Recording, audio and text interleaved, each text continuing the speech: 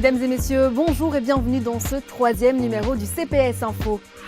Au sommaire, la crise sanitaire actuelle a de nombreuses répercussions financières sur la santé de bon nombre de ménages, mais des services sont là pour vous aider.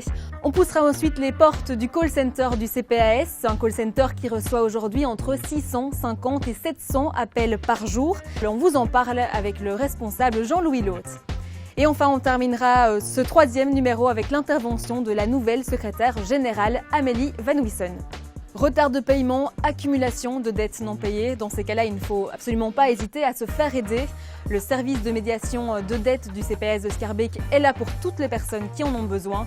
Sandrine Van de Mosdijk, médiatrice en chef du CPAS, revient pour nous sur le rôle et le fonctionnement du service. Donc, le service médiation de dette du CPS de Schaerbeek s'occupe de toutes les personnes qui ont des problèmes de dette, peu importe leur revenu. Donc il ne faut pas forcément être bénéficiaire de l'aide financière du CPS. Les personnes viennent nous rencontrer et présentent leurs problèmes de dette, quelles qu'elles soient. On s'occupe de toutes les dettes et donc on essaye de mettre en place des solutions pour que la personne puisse rembourser petit à petit ses dettes. Pour Sandrine Van de Mosdijk, si vous avez un problème financier pendant cette période, il ne faut surtout pas hésiter à venir demander de l'aide. Il ne faut pas reporter le problème.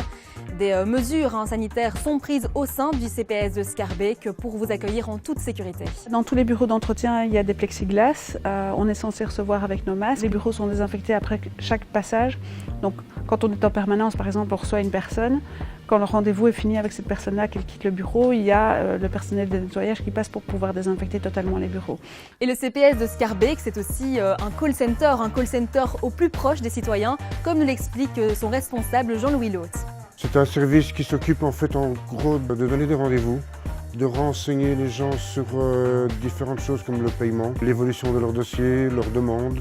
Il revient pour nous sur la situation des derniers mois, une situation inédite mais bien gérée par une équipe qui a vu le nombre d'appels fortement augmenter.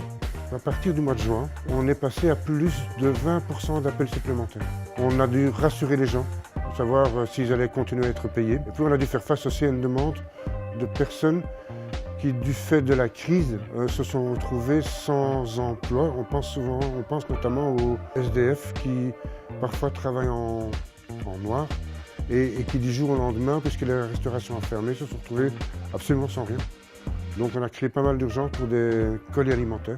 Nous nous retrouvons aujourd'hui en plein milieu de la seconde vague avec des nouvelles contaminations, mais pas question de paniquer. Le call center a appris de ces derniers mois et est prêt à vous aider au mieux. Au call center, il y a un esprit d'équipe qui est très très fort. C'est un endroit où il y a beaucoup de bruit, il y a un endroit où il y a beaucoup de stress.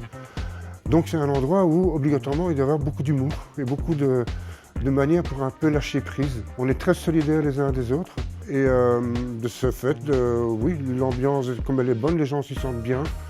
Le travail s'y déroule, je dirais, il est fluide, effectivement. Chacun est solidaire de son voisin et ça depuis vraiment quasi depuis le début. Et on clôture ce troisième numéro du CPS Info avec l'intervention de la nouvelle secrétaire générale Amélie Van Wiessen qui revient pour nous sur son parcours. J'ai d'abord fait des études de sciences politiques à l'Université de Liège et j'ai aussi étudié les relations internationales à l'Université de Leuven. J'ai travaillé d'abord dans le milieu international, au Parlement européen notamment.